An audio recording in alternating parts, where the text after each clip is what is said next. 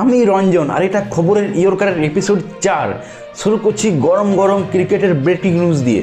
ভাই এইবার England versus ইন্ডিয়ার টেস্ট সিরিজের নামটা শুনে তোমাদের চোখ উঠে যাবে। এই সিরিজের অফিসিয়ালি নাম হচ্ছে টেন্ডুলকার অ্যান্ডারসন ট্রফি।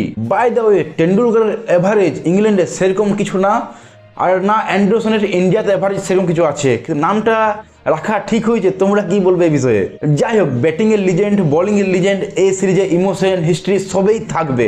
আর এই সিরিজে নতুন একটা চ্যাপ্টার লিখতে যাচ্ছেন শুভম গিল, ইন্ডিয়ার youngest test captain of the century.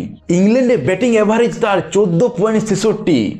এখন তার কাছে খুব বড় অপরচুনিটি আছে যে তার নিজের রেকর্ড ইমপ্রুভ করে নিজের টিমকে ইন্সপায়ার করার। এদিকে কোচ গৌতম গম্ভীর বলেছেন, নাম না, রেজাল্ট চাই, যে কুড়িকে নিতে পারবে সেই টিমে থাকবে। কিন্তু ইন্টারেস্টিংলি গৌতম গম্ভীরের ব্যাটিং অ্যাভারেজ ইংল্যান্ডের 12.70। ভাই, কোচ আর ক্যাপ্টেন দুজনের এই চ্যালেঞ্জ শুরু হতে চলেছে এই সিরিজ থেকে। আর এইদিকে আরেকটা শার্প কমেন্ট আসছে ইয়োগরাজ সিং থেকে, নট যুবরাজ সিং, ইয়োগরাজ সিং থেকে। শ্রেয়স আইয়ারকে ফাইনালের একমাত্র দোষী বলেছেন।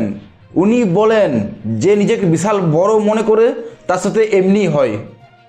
ইয়োগরাজ সিং কি বলবে তোমরা বাই দ্য ওয়ে?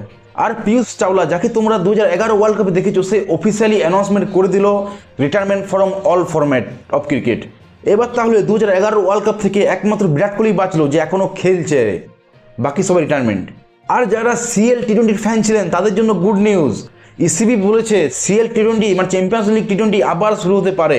ইসিবি বলে it was ahead of its time, এবার হয়তো পারফেক্ট সময় এটা স্টার্ট করার। আরসিবির road show tragedy aftermath জড়িয়ে উঠেছে।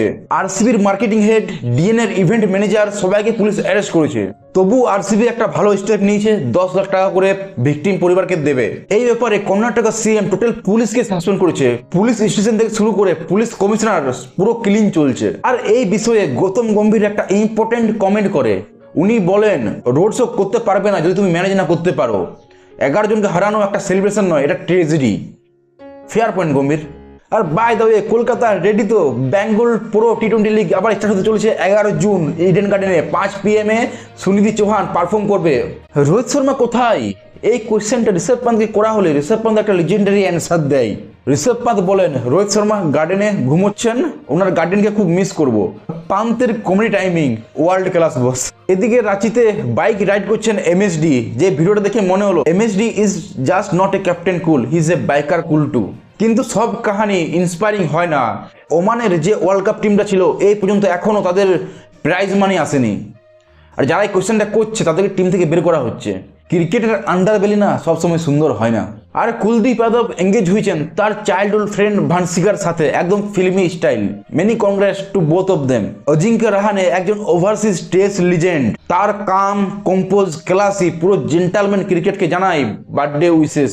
এই ছিল এই সপ্তাহের খবরের ইয়র্কার এপিসোড 4। কোন খবরটা তোমার ভালো লাগলো কমেন্ট করে জানাও। আর ভিডিও ভালো লাগলে লাইক, শেয়ার, সাবস্ক্রাইব করে দিও। দেখা হচ্ছে নেক্সট ভিডিওতে। Bye bye, take care, see you.